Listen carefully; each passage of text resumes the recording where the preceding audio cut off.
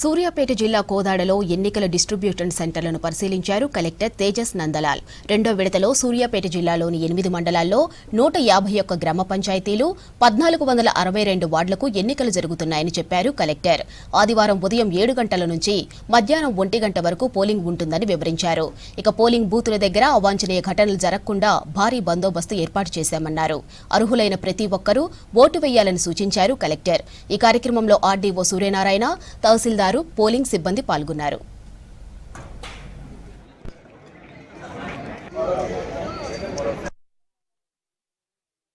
Phase 2 సంబంధించిన గ్రామ పంచాయతీ ఎన్నికలకు సంబంధించి డిస్ట్రిబ్యూషన్ ప్రోగ్రామ్ నడుస్తుంది.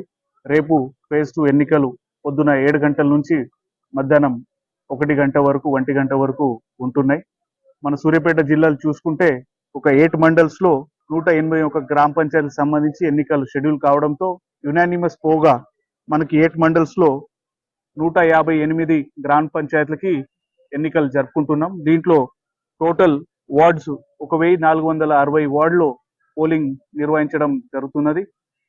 పోలింగ్ స్టేషన్ సంఖ్య మనం చూసుకుంటే 1462 పోలింగ్ స్టేషన్స్ మనం ఏర్పాటు చేస్తున్నాం. పోలింగ్ స్టేషన్లు కావచ్చు, పోలింగ్ సిబ్బందిలు కావచ్చు, ఈ రోజు పోలింగ్ సిబ్బంది డిస్ట్రిబ్యూషన్ సెంటర్ నుంచి డిస్పాచ్ చేసి ప్రతి గ్రామాల్లో వాళ్ళు చేరుకుంటారు. రేపు ఎన్నికలు కండక్ట్ చేయడానికి పూర్తి స్థాయిలో వాళ్ళు ప్రణాళికతో ఉన్నారు. వాళ్ళ పరంగా ఏర్పాట్లు కూడా చేసుకుంటారు. రేపు పొద్దున 7 గంటల నుంచి మధ్యాహ్నం 1 గంట వరకు పోలింగ్ ఉంటుంది కాబట్టి అందరూ ప్రజలు ఓటు ఉన్న వాళ్ళందరూ వచ్చి ఓటు వేయాలని మీ ద్వారా అందరికీ కోరుతా ఉన్నాం. అదేవిధంగా ఈ ఎన్నికలు సజావుగా, ప్రశాంతంగా, పీస్ఫుల్ మేనర్ లో అందరూ సహకరిస్తూ ముందు పోవాలనే ఆశతో అందరికీ కోరుతా ఉన్నాం. అదేవిధంగా కౌంటింగ్ కూడా మనకి 2 o'clock సేమ్ గ్రామ పంచాయతీలో కౌంటింగ్ సెంటర్ లో మనం ఐడెంటిఫై చేసి డిక్లేర్ చేసి ఉన్నాం. అదే గ్రామ పంచాయతీలో కౌంటింగ్ ప్రక్రియ 2 గంటల నుంచి మొదలు కావడం జరుగుతున్నది.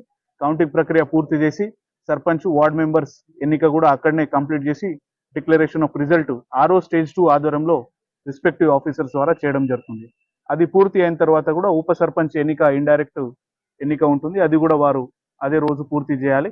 అదేవిధంగా వాటికి సంబంధించిన నిబంధనలతో పాటిస్తూ పూర్తి చేయాలని కోరుతా ఉన్నాం. ఈ ఎన్నికలు ప్రశాంత మేనర్ లో, ప్రశాంతంగా, పీస్ఫుల్ గా ఎన్నికల కమిషన్ ఇచ్చిన ఆదేశాల ప్రకారంగా కండక్ట్ చేయడానికి